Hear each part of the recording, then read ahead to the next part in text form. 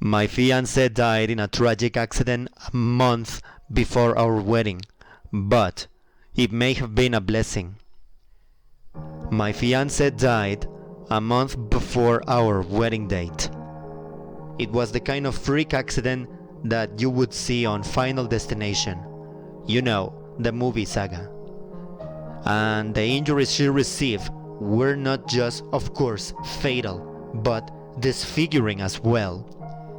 I had to identify her body, and she was unrecognizable from the waist up. The only reference I had to confirm her identity was a tattoo that she had on the outside of her right thigh. Two butterflies with their wings interlocked. The butterflies were meant to represent us. She got it the very day after we announced our engagement. I had stood looking over the ruin of her body, marveling at the fact that this collection of organs and skin and blood had once been my beloved. She had survived so much only to be brought down by a tragic chain of events, and I couldn't help but think of a quote from Terry Pratchett, this amazing author, and it goes like this: "When someone is saved from certain death by a strange concatenation of circumstances, they say that's a miracle. But, of course, if someone is killed by a freak chain of events, you know, the oil spill just there, the safety fence broken just there, that must also be a miracle. Just because it's not nice doesn't mean it's not miraculous." It was indeed miraculous. A horrible miracle devised by an insane God. And of course I was sad. She had been a lovely woman and I have loved her very much. But her death had solved an awkward predicament I had been mulling over for a while. I had been wondering how I could call the wedding off. But hey, alright. Before I go any further, I like to address the elephant in the room. Yes, I know what people are like, and I know everyone reading this will probably assume I orchestrated her death. I did not. I love her fervently once upon a time, more absently in the years, and I had no wish for her to die. I just didn't want to marry her, for reasons that I will explain presently. But her death was the result of such an odd set of circumstances that anyone who could have plotted and put that plan into action would have to be a god themselves. You see, allow me to explain. It happened like this. My fiancée, let's call her M for the purpose of this tale, you know, was attending a final wedding dress fitting. I, of course, had not seen the dress, but I saw the shreds of the fabric clinging to her wounds on the day I was called to identify her. It was completely her, wispy and sparkling and floaty. So very her. Anyway, it transpired that the boutique she was purchasing the dress from had been only one member of staff in attendance that day. Just one person. And whilst ordinarily she would have had people to help her into the dress, the one staff member had to leave M in order to take care of other business. Before she had left, she had locked the shop door so nobody would be able to come in whilst she was gone. Eager to try on her wedding dress, M had apparently attempted to put it on alone. You know? Most of the following events have been put together by eyewitnesses, the coroner, and the CCTV footage. And in case you're wondering, that means closed circled television. But it appears that M My sweet, clumsy bride had somehow gotten stuck in the dress. It was a tricky piece of clothing, according to the traumatized shop assistant, with a lace-up corset back and a number of ties and straps besides. Tangled in the confines of the dress, hands over her head and face covered, M had stumbled from the changing rooms seeking help. The dress was quite heavy, despite its floaty appearance, and it's possible that she panicked. The CCTV camera shows her bumping into a side table and falling over, the base on the table toppling, and a considerable amount of water tipping onto the dress fabric. The inquest that followed her death suggested that the water on the fabric over her face would have produced a suffocating effect, like waterboarding, and from her struggles to free herself, it was clear that she was in some distress. Ugh, it was heartbreaking to watch. That is not what killed her, however. M had managed to get herself into a sitting position and, using her arms, presumably gets the wet material off her face. Apparently. She always was a fighter. From there, she managed to get to her feet somehow, free herself. Flopping around like a salmon until she was upright and make her way into the main room of the boutique looking for assistance. She did manage to find her way to the door, but it was locked, of course. She had to have been exhausted by then. She tottered here and there, a zigzag path of despair that the soulless eye of the camera recorded, and by some horrible miracle managed to bump into the full-length mirror angled against the wall. M wasn't a heavy woman by any matter of means, but she fell heavily, and the mirror shattered into a multitude of potentially deadly shards which flew everywhere. Everyone watching the footage winced in unison. I recall as the jagged glass exploded around her. The mirror shards didn't kill her either. On the contrary, they freed her. They did free her. The fabric of the dress got sliced in such a way that she was able to push her face free, and although she couldn't be heard gasping for air, she could be seen gulping lungfuls of it. There was blood on the dress, and yeah, it was naturally ruined, but such was her relief that she was seen to smile, lying there on her back in the abandoned boutique, surrounded by the jagged glitter of the destroyed mirror. She checked her arms, and she ran her newly released arms over her face, and seemed to find no drastic injuries, which the inquest somehow managed to confirm. We saw her laugh then. She always had the most exuberant laugh, very infectious. Her relief was greater than the demise of the dress, and no doubt she was rehearsing the story of what occurred in order to report back to me later. M always had a talent at looking on the bright side of things, and at recounting tales of her misadventures in the most amusing way possible. It might have ended there, a funny anecdote of what happened to her on the day of her final dress fitting. A story we might have told our children, but here is where the miracle occurred.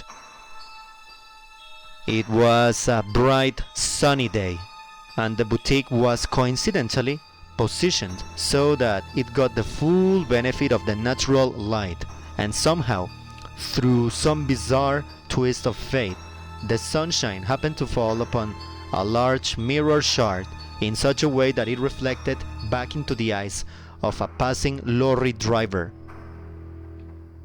The poor man approached me at M's funeral. He had not recovered from his part in her death. He apologized to me over and over and over, but I could not accept any apologies from him. It had been an accident, a terrible, miraculous accident, and he had had as much control over it as M had had over her irrepressible laughter. Temporarily blinded, the driver had hit another car, and upon feeling the impact, he had tried to swerve.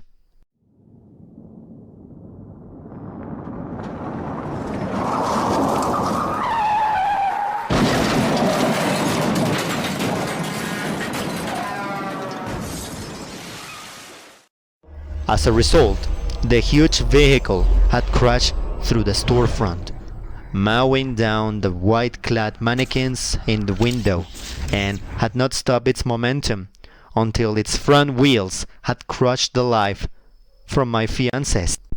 So there it is, and there you have it.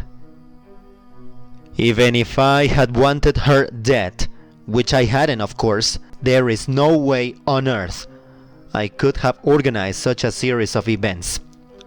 It may be obvious from my recounting of her personality that I had some affection for her. I did. She was warm and funny and sweet. Everyone loved her. So why did I not want to marry her? That's the tricky part. Many of you will hate me for what I'm about to say, and I won't blame you one bit. I have never claimed to be a good person, and the fact that M fell in love with me at all is a miracle in itself. I did not deserve her. When I met M, she was the most beautiful woman I had ever seen. Perfectly made, flawless complexion, sparkling eyes, and it goes without saying, yeah, the most amazing tits. Her eyes were the first to suffer. Poor M had always joked that she had unlucky disease and that it was contagious. She was clumsy. Yeah, that was true, but that didn't account for both her parents dying in a freak accident as unlikely as the one that had ended her, as well as a multiple of other misfortunes. Had she not been such a sunny soul, I doubt her spirit could have survived such horrendous setbacks. Like I said, she was a fighter. Yeah, she was infected with bad luck. Be careful, honey. I might infect you. She had always said to me, only half joking. And although she never infected me in the literal sense, I was affected by her symptoms. She lost one of her sparkling eyes to a tumor, and she said it went against her luck to have caught the tumor early enough for it to be removed. But she also said that even tragedies can have their high points. After all, Romeo and Juliet may have died, but at least they had married before that. M got a replacement glass eyes, and it matched the original very well, but I always knew it wasn't real. You know, that wasn't too much of a problem in itself, as long as I didn't think about it too much. But then came the news that she had breast cancer, and a double mastectomy took away both of those amazing assets. Her hair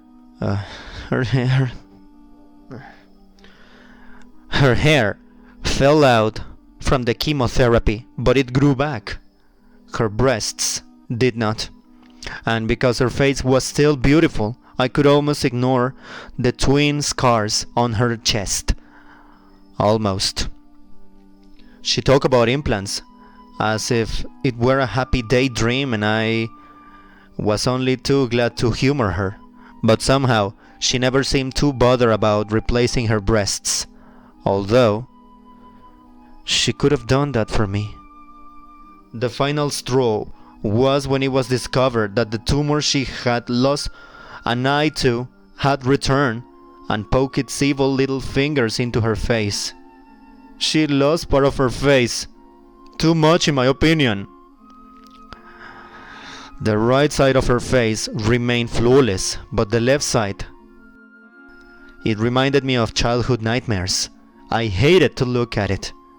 I never told her as much. I acted my role well, but I only ever kissed the good side of her face from there on. And yes, I know you will all be judging me now, but I challenge you. I challenge you to imagine your own loved one with half their formerly lovely and beautiful face transformed into a mask of scar tissue and twisted flesh. I challenge you. As for the face of M, it looked like a piece of fruit with a section taken out, and that section replaced by a gnarled, warped knot of toughened skin. It was really toughened, like an arid ground. Would you eat that fruit? Be honest, would you eat that fruit? I still love her, but I did not desire her anymore. I participated in the wedding plans, but my heart was not in it. I could not imagine lifting the veil to kiss my bride and seeing that horror beneath. It was a travesty. Her death was a tragedy, but it also solved my problem. I had not wanted to hurt her, and now I would not. I was released. Her family wanted an open casket funeral, and I was against it, of course, but they were paying. I couldn't imagine the work that the mortuary team would have to do to render M palatable for public viewing. But when I went to see the final results the day before the funeral, I was astonished. Wow, they had performed miracles. Working from all photos, they had pieced my fiancé back together in a process that must have been as harrowing as it was painstaking. In fact, they had done that so well that they had restored her back to her former beauty, before the cancer had sunk its malignant teeth into her perfect flesh. Her face was flawless. The scar tissue and gnarled skin on the left side had been reconstructed so skillfully that she looked the way she had done the day I met her. Wow, these morticians really built her skin back, so to speak. And under the demure bosom of her funeral gown, above her folded hands, two rounded domes rose where her breasts had once been. She was breathtaking again. I fell in love with her again. I know you will think me insane and perverse, but I couldn't bear to think of that perfection being lowered into a hole and covered to dirt to rot underground. I had to take her back. I won't go into details, and it wasn't an easy job breaking into the funeral home and stealing her corpse, but I managed to do it.